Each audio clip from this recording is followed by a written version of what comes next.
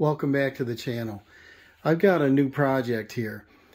Homeowners have a second bedroom here that nobody uses, only guests on occasion. And we want to move the laundry from the basement to the main floor. And what we got is a window that's about 53 inches from the edge of the wall, the corner, which is fine. There's no obstructions outside. There's vinyl siding. There's no outlet on this side. Way over there is one. From the corner, this direction, the next outlet's 48 inches right there. And so there's no electric in that corner. It's a good chance that the power runs across the wall, across this wall. But the wall, I believe, is just a 2x4 with nothing in it, hollow. We got a stud here and a stud here. It looks like they're probably 16 inches on center. But what I want to do is put in a recessed washer outlet box, and that'll save space because it'll take up 3.5 inches from the wall.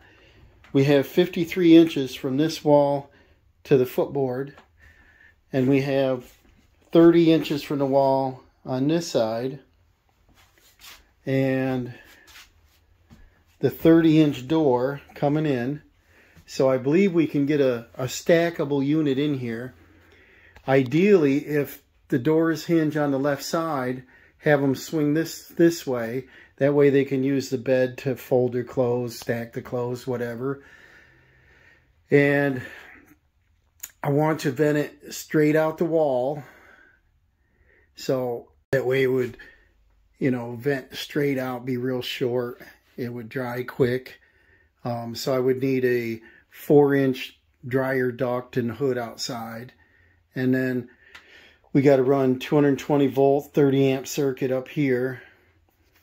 And then I think if the water, both supply lines, drain and vent, would be recessed in that wall, and then cut the drywall out, and then remove the drywall, do my plumbing work, my electric work, do all the work I need to do, and then put the drywall back on. And I'd probably have to paint this wall. And it's about a sage green and looks like it could use a little paint, but not a big deal. But I think that's the best way to improve on space. Otherwise, if I brought the water up, I can't put it in the outside wall. If I put it on the inside wall, would be the easiest. I'd go right straight down through the hardwood floor, but we would lose about 3 inches of space in the back. And so my next step, obviously, is to move all this stuff out of the way, get some dimensions, get a stud finder, find out our stud locations. And if I vent it through the roof, then I have to take that whole section of drywall off. If I use one of those beach vents, then I only have to open it up the height that we're working. And let me check the local code and see what they require. Okay, we're down here at the panel box. We have a 100 amp service, which isn't good, and every space is taken. There's some cheater breakers in here. These are Square D, probably Homeline, Square D brand. And we got a range that takes, well, the range says it's on a 30, water pump on a 30. Usually the range is on a 50. We got a clothes dryer on a 30 right now. So we could use this circuit here and run our dryer. And so we got another 30 down here. Dishwasher, appliance. Not sure what this one is. Not sure. Appliance, kitchen, master outlet. I guess I could do a little research on what that one is. But all these circuits are on, and the box is full.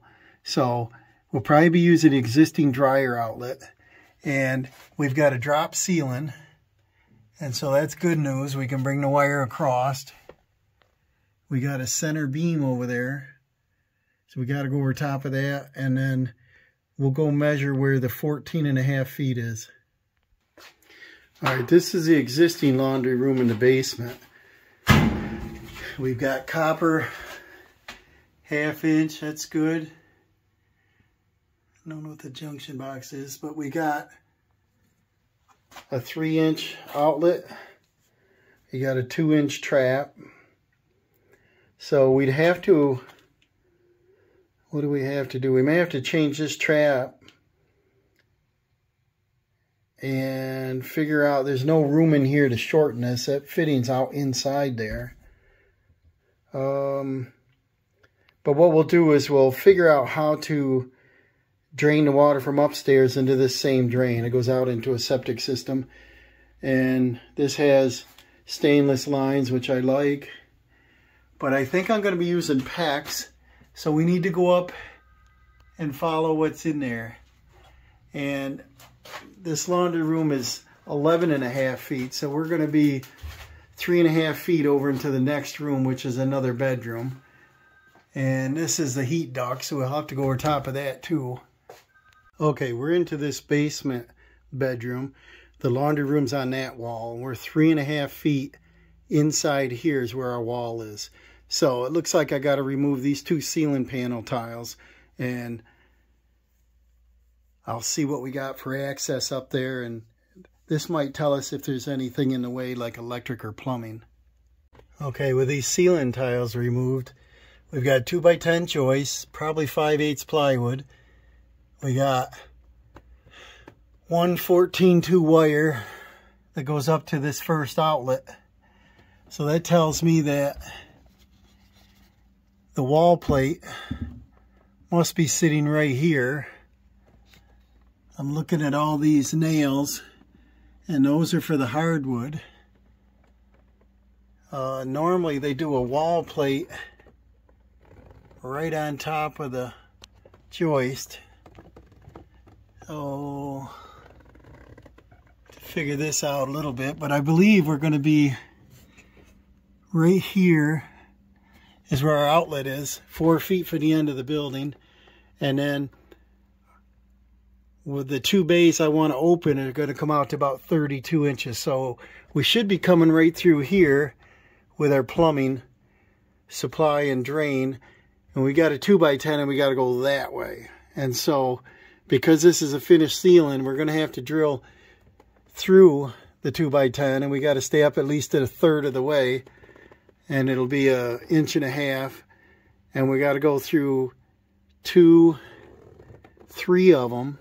And then we can drop down, because that's a utility room, and finish on across. But this here is a finished bedroom, so we need to keep the pipes concealed.